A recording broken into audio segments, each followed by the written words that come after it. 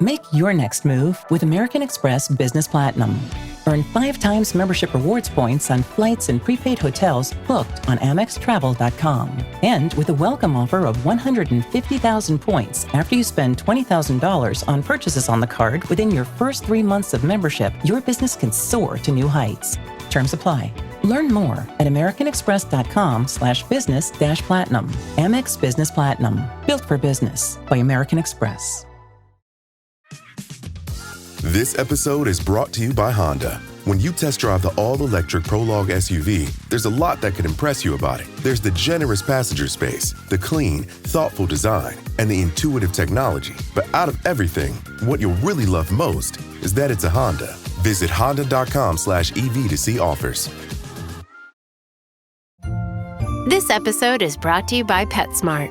Stop by for Yappy Hour with your pet at PetSmart. Save $5 on walk-in grooming services like nail trims, ear cleaning, brushing, and more. No appointment needed every weekday from 2 to 6 p.m.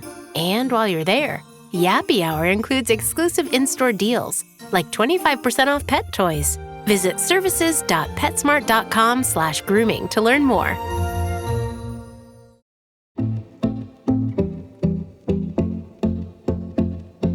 The word Invictus is Latin for unconquered, and it was chosen by the organisers of the Invictus Games as an embodiment of the fighting spirit of the wounded, injured and sick service personnel and what they can achieve post-injury. I'm John. And I'm Michael, and after the inaugural event held back in London in 2014, the Invictus Games are returning brilliantly to the UK in 2027. Birmingham, one of our favourite places, will be the host city with events centred around the National Exhibition Centre. Now, the organising committee are led by somebody with government, military and some sports experience. And as you know, at Anything But Footy, we do love a major multi-sport event. So let's begin our build-up. Hi everybody, my name's Helen Helliwell and I'm the CEO for the Invictus Games Birmingham 2027. Helen, fantastic to have you on Great British Bosses from Anything But Footy. So how has it come about that Birmingham is now going to be hosting the Invictus Games? How did the bid process happen? How did you win it? Yeah, so we put a really compelling bid together. We were shortlisted along with Washington last year, and then we were announced as the winners in July.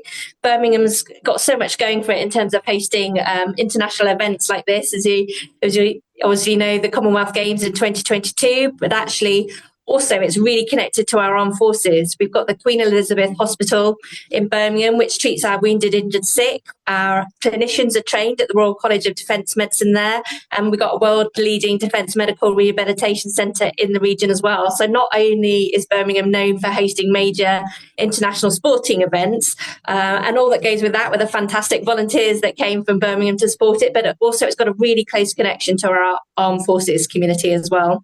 So what's the Birmingham plan? I mentioned the NEC. That's where it's all centred around. Yeah, absolutely. So for the first time in the Invictus Games history, we want to have a one campus feel. So the accommodation is all on the NEC. The opening and closing ceremonies will be at the NEC, and the vast majority of the sports that we will be offering will be at the NEC as well. So a real festival feel for all of that week of the Games. And making it super, super easy and cohesive for the participants. Their friends and families are also a really big component of Invictus. So each participant is able to bring at least 2 members of their friends and family who are on part of that rehabilitation journey with them to come and watch them compete. So a really kind of campus feel with lots, bringing all the best from Birmingham every single evening in terms of the food and the art and a real festival feel. So a real celebration as well. And what time of year will it be, Helen? Because 2027 is one of those years which we go, oh no, there's no Olympics, there's no Commonwealth Games, but now we've got the Invictus Games. I know. So it's going to be in the summer of 2027 in July, and we're going to release the exact dates in a few months. So really excited about that. The 9 core sports, so we'll have elements of athletics, we have elements of swimming. We will be bringing in 3 new sports, pickleball, which is one of the fastest growing sports in the UK. We're bringing in laser run as well. which has not been done in Invictus Games before. And we're also bringing in esports, which the NEC have got experience of delivering as well as then the traditional ones like wheelchair, basketball and sitting volleyball and all the other things that you expect from an Invictus game. So we're bringing in some new innovations, which we're super excited about as well. We'll have over 20 nations take part from around the globe. And I think the really important bit about Invictus is that you are chosen because being part of it will help in your recovery journey. So it's not about elite sport, not like the Commie Games or the Olympics. Although some competitors do go on to compete at a competitive level, this is how will Invictus help you in your recovery journey, and really using sport as that tool to rally around. Because there is real evidence, isn't there, that for people coming back with serious injuries, for example, that take part in the Invictus Games, that sport is a great part of that rehabilitation, that recovery journey. Absolutely. Yeah, lots of published evidence, and we'll be bringing a research conference to our week of the games as well. But for somebody who has been really fit, really, really sporty, and then has an accident and has to leave the armed forces at a time not of their choosing, it could be a massive readjustment for them, their life, and those are their loved ones as well. So having a competition like this where you are part of a team again, where you have really clear objectives and goals, something that helps you get out the house again, wearing the flag of your country again and representing your country again, is all really super important and is all part of that journey. And the real focus on what you can achieve with your differing abilities now, and not focusing on what you've lost, focusing on what you can do, and that unconquerable human spirit, as you brought in right at the very, very beginning, just makes Invictus really unique. And I guess one of the other unique things about your event, we saw the Vancouver Whistler event. Of course, they had some snow sports in, but the Invictus Games changes depending on where it is and who is hosting. Yeah, absolutely. In Vancouver, for the first time, brought in the winter sports element up at Whistler, which was fantastic to bring something different. Not doing that in Brum, though. We're not doing about. I hope it won't snow in the summer of 27 in Birmingham. So yeah, I'm hoping that we'll give everyone an amazing outdoor festival under sunshine would be great. But bringing in those new sports and having everything on one site will be really unique to Birmingham. You mentioned that it's not an elite sports competition, but I suppose there must be some pride in the Invictus Games when you do see athletes moving on to maybe the Para Winter Games or the Paralympics in the summer. Yeah, absolutely. And we certainly had previous participants from Team UK that have gone on to do that. And it's fantastic if they're able to take that sport to the next level, because it means that they have used that sport to help them in their recovery and rehabilitation journey, and able to take it, on to progress and make a career out of it. So yeah, really super important. But also you'll see in Invictus, you'll see people that stop just before the finishing line to let other people cross the line to win a medal if they've already received medals. You'll see people slowing down.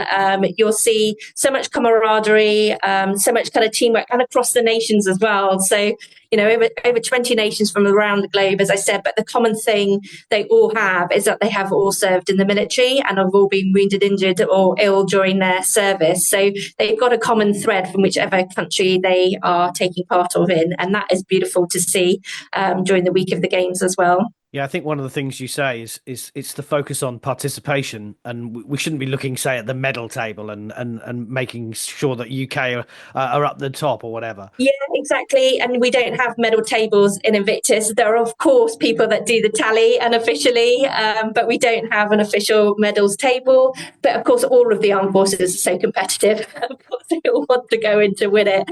But it really is a really beautiful spirit in terms of people getting out, making the best that they can do, taking up new sports, particularly for the winter sports, for some of the countries that participated don't have snow in their country. So for them, it was, first experience on snow, and there they are competing in a international competition. So I think that brings uniqueness, and also something else worth perhaps knowing is most participants don't compete for like a 2 games maximum rule, because it's seen that if you've had 2 games, you've probably got the most of it that you can in terms of your recovery journey, and it's time to try other things. So you're competing in that one-off event, I guess, which is really, really key.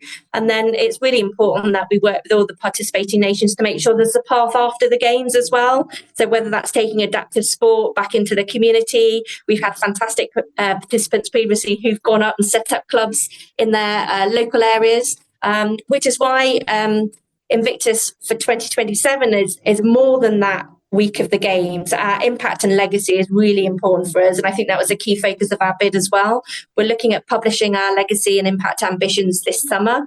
We've cut some money out of the budget specifically to focus on impact and legacy, and we're consulting right now on what that needs to look like for the area, for the UK, for the wounded and sick participants going forward and more broadly. So that's a super exciting part, that the week of the games will be amazing, and we hope to pack out the NEC with crowds from all across the world, and broadcasting it as well. But the impact and legacy is really important, so it's not just about that week of the games.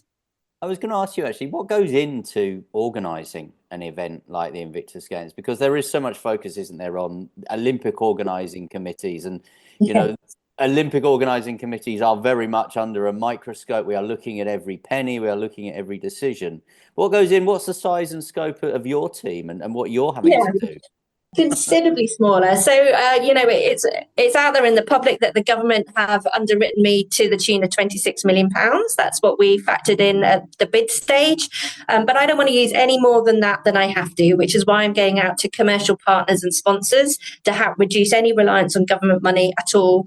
Really importantly, we're not using any money from Birmingham City Council. So the money that's been used to build the bid through the latter stages and win the process with central government money, not Birmingham City money.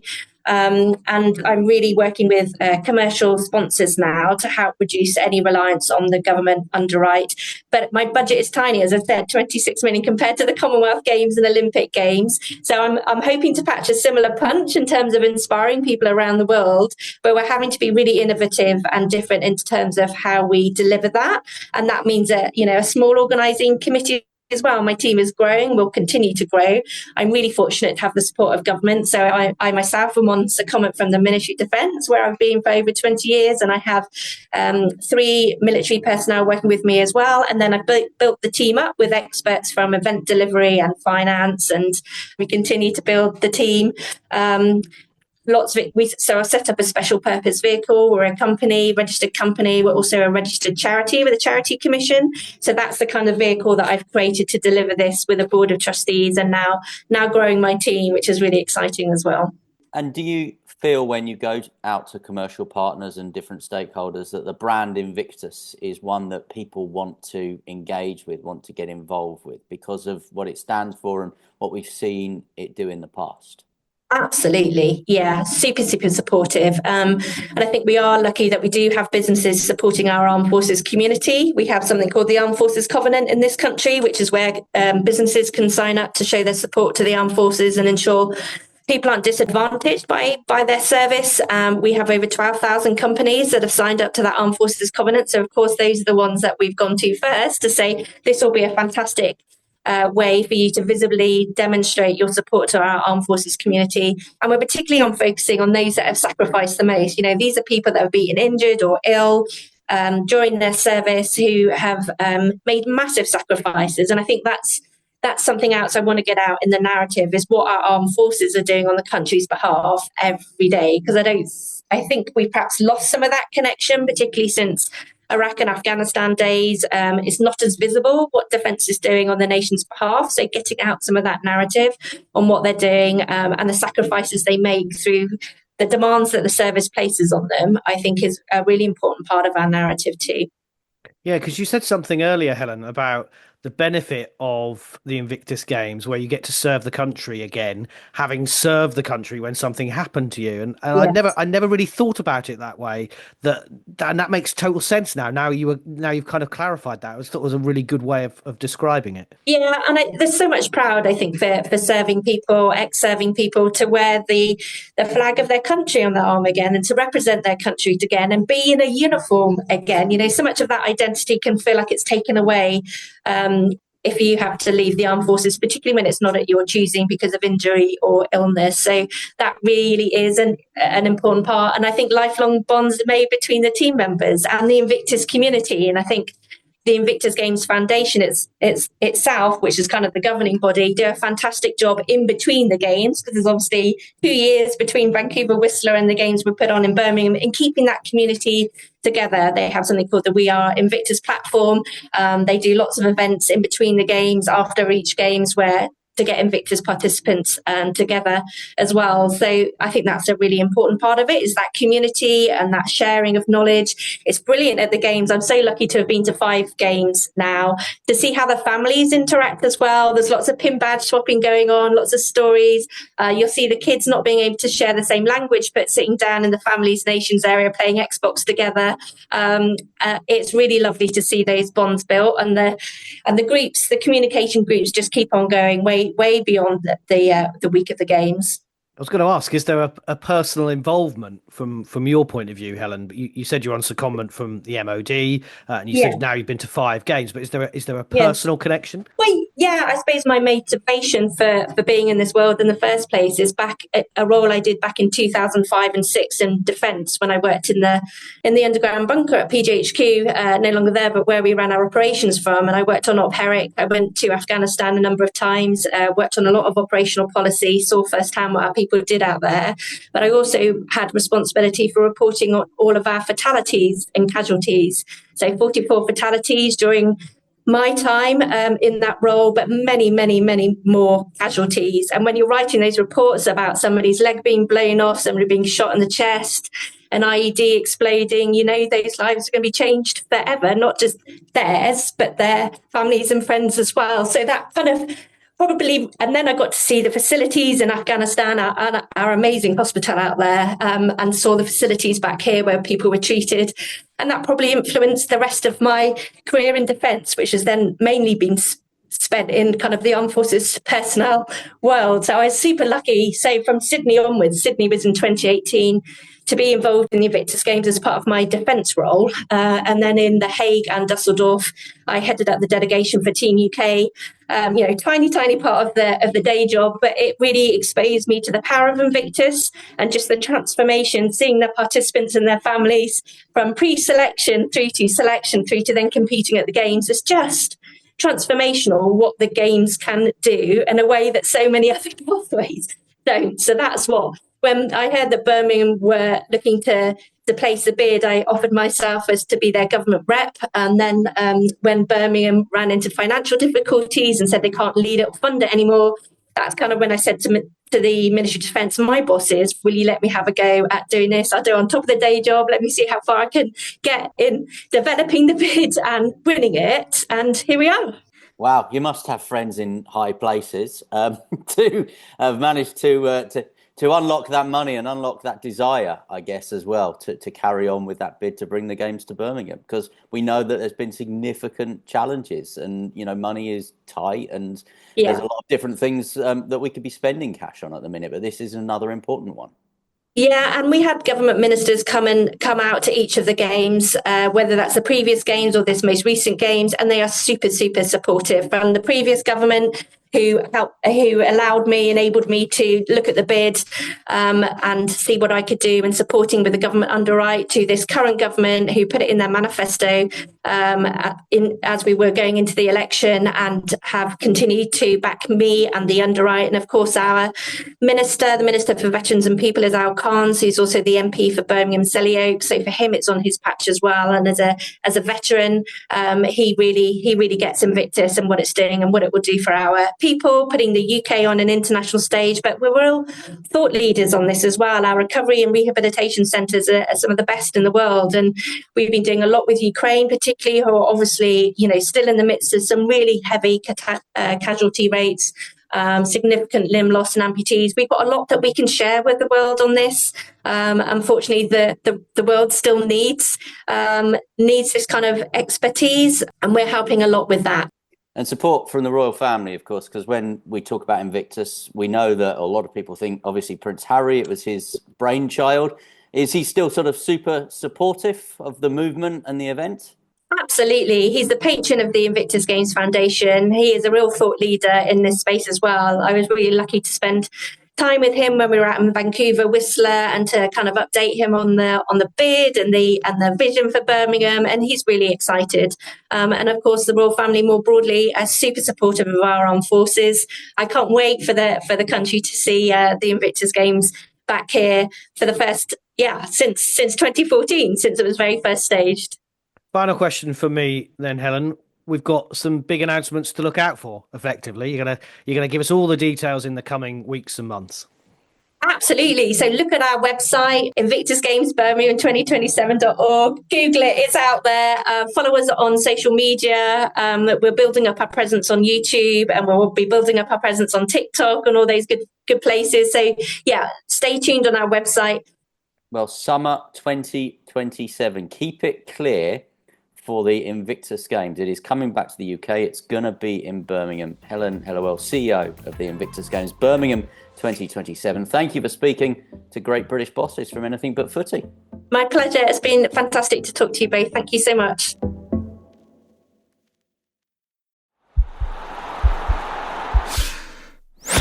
This podcast is part of the Sports Social Podcast Network.